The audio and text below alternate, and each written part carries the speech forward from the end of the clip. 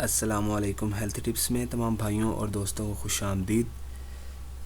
بھائیوں، آج اس ویڈیو میں آپ کو میں منی کا پتلا پن، ٹائمنگ کی کمی کی وجوہات، ٹائمنگ کی کمی سے کس طرح بچا جائے اور بیوی کو مکمل طور پر مطمئن کرنے کا طریقہ، اور آپ جو مشت زنی کا شکار ہیں میرے بھائی، میرے دوست، ان کے جو منی کے جراثیم ہوتے ہیں وہ کم ہو جاتے ہیں، اور ان کی کمی کو دور کرنے کے لیے صرف 40 دن میں یہ نسخہ آپ استعمال کریں تو آپ ہر طرح کے مسائل سے پاک ہو سکتے ہیں۔ یہ اتنا زبردست نسخہ ہے۔ لیکن نسخے سٹارٹ کرنے سے پہلے میں آپ کو بتاؤں گا کہ مجھے بہت اچھا فیڈ بیک مل رہا ہے آپ بھائیوں سے، آپ دوستوں سے۔ آپ لوگ میری ویڈیو کو لائک کرتے ہیں، میری ویڈیو کو شیئر کرتے ہیں، اور سب سے اچھی بات یہ ہے کہ آپ اپنے کمنٹ کرتے ہیں، بتاتے ہیں کہ بھائی ہمیں اس چیز کا مسئلہ آ رہا ہے، آپ کی ویڈیو ہمیں اچھی لگ رہی ہے، نہیں اچھی لگ رہی، ہمارے یہ مسائل ہیں اس کا آپ ہمیں جواب دے رہے ہیں نہیں، یعنی کہ آپ کا فیڈ بیک بہت اچھا مجھے مل رہا ہے۔ اور ہمارے چینل کو سبسکرائب کرتے رہیں۔ تو ٹاپک سٹارٹ کرتے ہیں۔ بھائیو، آج میں آپ کو دیسی طب کا وہ نسخہ بتا رہا ہوں جو کہ ایک بہت کامیاب نسخہ ہے۔ اس نسخے کی بدولت اللہ پاک کے کرم سے ہزاروں کو اللہ پاک نے اولاد کی نعمت سے نوازا ہے۔ اس سے منی کے پتلے پن کے ساتھ ساتھ جراثیم کی کمی اور ٹائمنگ میں بے بہا اضافہ ہو جاتا ہے۔ برائے کرم ہماری اس محنت کو لازمی شیئر کیا کریں تاکہ کسی بے کس اور مجبور کا بھلا ہو جائے۔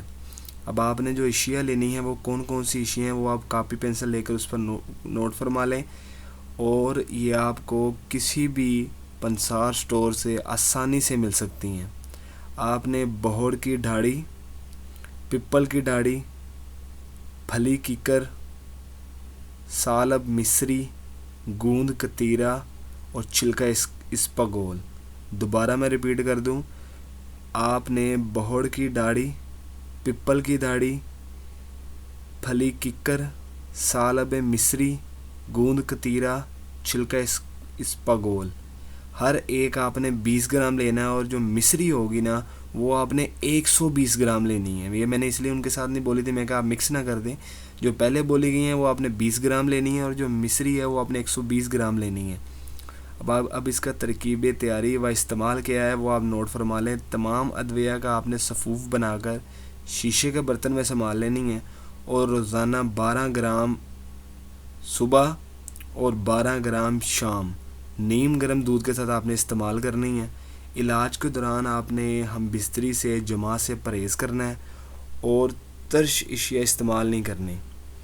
انشاءاللہ تولیدی جراثیم کی پیدائش اور افزائش کے لیے یہ بہترین نسخہ ہے، اور اس سے آپ کی جو ٹائمنگ ہے اس میں بھرپور اضافہ ہو جائے گا، اور آپ کا نفس بھی بالکل صحت مند، اس کی جو رگیں جو مردہ ہو چکی ہیں وہ دوبارہ صحت مند ہو جائیں گی۔